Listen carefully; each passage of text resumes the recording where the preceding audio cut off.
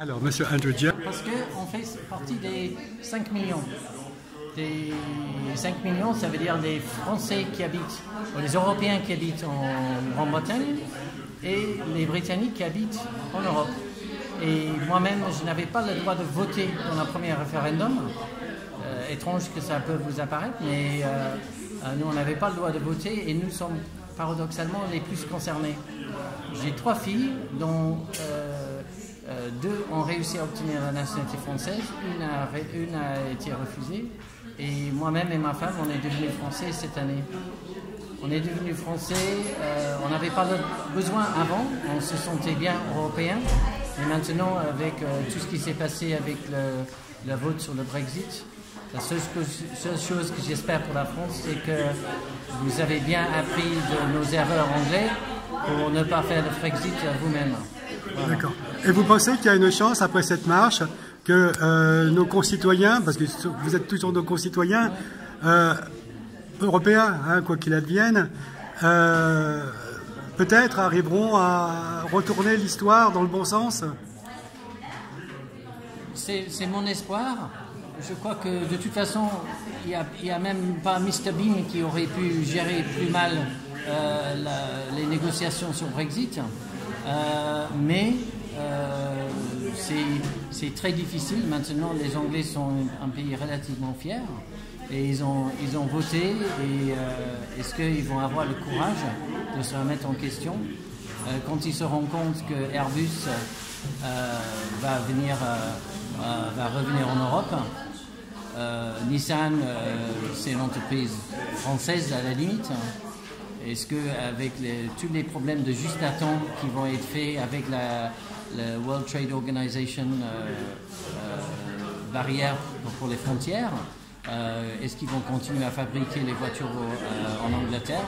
Toyota également, ils fabriquent très bien les voitures en France, mais ils fabriquent aussi en Angleterre. Et puis peut-être c'est le moment de dire voilà, si ça va plus, ça va plus.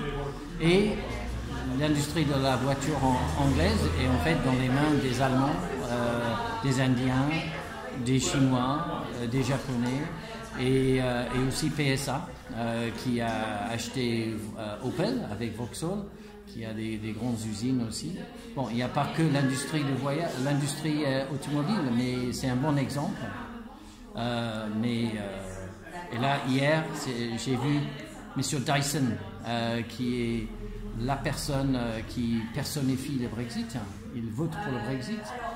Il a quand même dit que pour sa voiture électrique, il va ouvrir une usine à Singapour et non pas en Angleterre. Parce qu'il ne trouve pas la main-d'œuvre. Il ne trouve pas la main-d'œuvre peut-être parce que on est devenu un pays un peu plus intolérant, un peu moins ouvert. Et les Français, les Européens, ils peuvent choisir où ils veulent vivre et est-ce qu'ils veulent vivre dans un tel ambiance. Moi, pour ma part, je ne veux pas. D'accord. Mais alors, justement, question frontière. Pour l'Irlande, on parle de l'Irlande comme une poudrière qui pourrait... on pense aussi que le Brexit pourrait remettre en cause l'unité du Royaume-Uni. Oui, mais là, on vient d'avoir plusieurs années avec la paix en Irlande.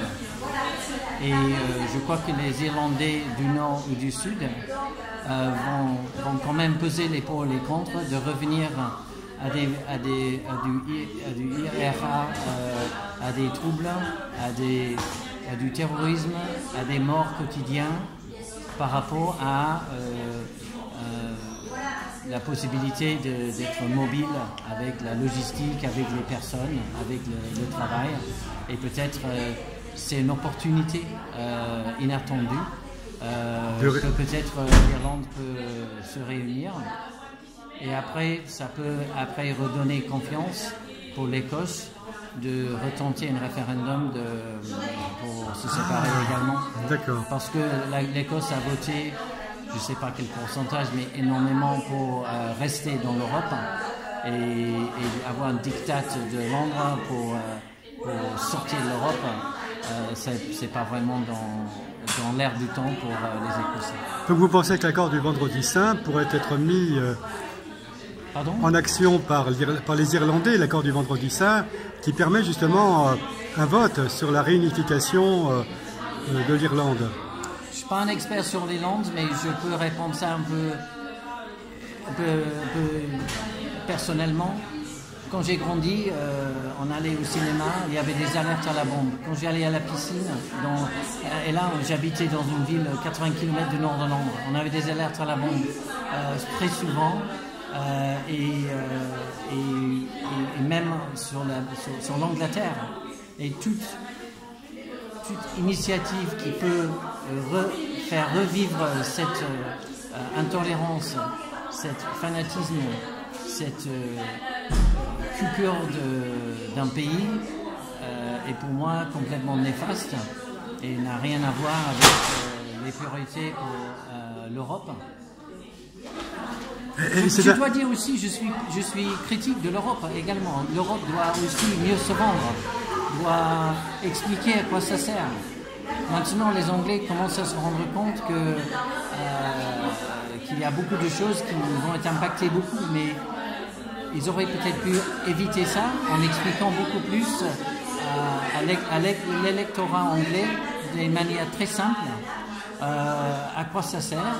Et je sais que les eurocrates et tout ça n'ont pas peut-être un point de vue commercial ou un fibre commercial, mais je crois que ça s'y prête parce que je crains qu'il y a d'autres pays où le populisme, l'anti-européanisme est en train d'augmenter, et peut-être un petit rappel à ce que sert à quoi sert l'Europe? L'Europe, et pas uniquement et en plus de dire que oui, on n'a pas eu de guerre, etc.